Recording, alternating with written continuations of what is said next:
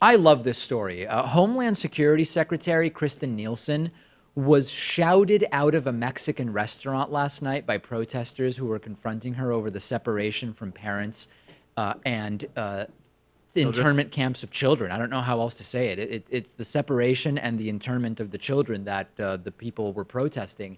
And the story is exponentially better because it was a Mexican restaurant, although in reality, the facts of the story aren't drastically different, whether it's a Mexican restaurant or an Italian restaurant or a French restaurant. All three of those types of restaurants rely disproportionately on immigrants from Latin America. But there's something about it being a Mexican restaurant that makes it that much better for me. And it was a restaurant called MXDC Cocina Mexicana in Washington, D.C.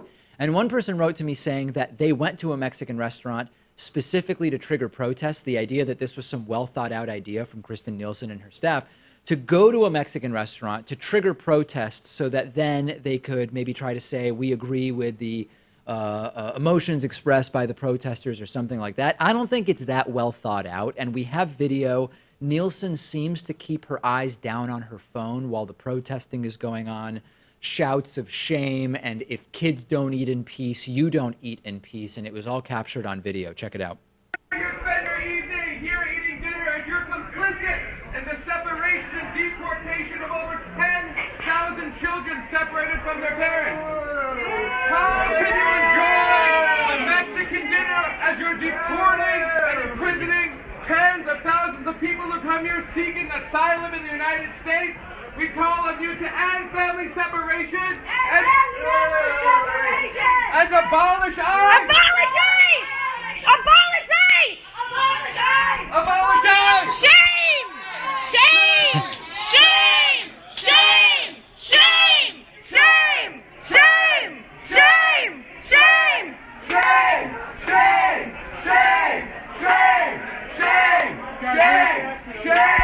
Shame! Shame! Shame! Right. Shame! Imagine trying to deal with that when you just want your tableside guacamole, right? I mean, what disrespect. And Nielsen's spokesperson tweeted after the incident, while having a work dinner tonight, the secretary and her staff heard from a small group of protesters who share her concern with our current immigration laws that have created a crisis on our southern border.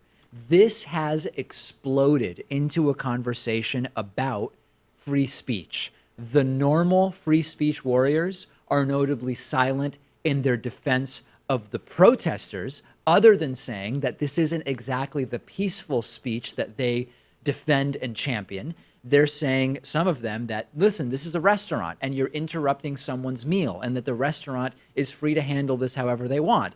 And the restaurant did handle it however they wanted, which was to allow this to go on. The protesters went on for minute after minute after minute, and they were not kicked out. And that was a decision that the restaurant was able to make. And you could say, well, this is rude or it's disrespectful to Kristjen Nielsen, but there's nothing about free speech that says if someone's having enchiladas, you can't say whatever you want as long as you're not physically aggrieving that individual. And excuse me if I lack empathy, but I don't care that she couldn't have a quiet dinner out. She is causing untold strife, is complicit in untold strife with this scale up of the child internment camps and separations from parents. If your claim is she should be shielded from uncomfortable speech when she's hoping to have margaritas at MXDC, then I simply disagree with you. I like that this happened. I like that the restaurant didn't kick out the protesters and let the protest go on for many, many minutes. Looked like free speech at its best to me. And Sure. I think she has Secret Service around her, too, because she's a cabinet secretary Or after some all. kind of security anyway. So we don't have to worry about her safety necessarily, or it looked like she was in good hands at the very least. There was no physical risk to her whatsoever. There was no indication that the protesters were getting physically violent. And even if they had, she does have a cabinet or whatever you would call DC security, Secret Service. I'm not exactly sure which department it is.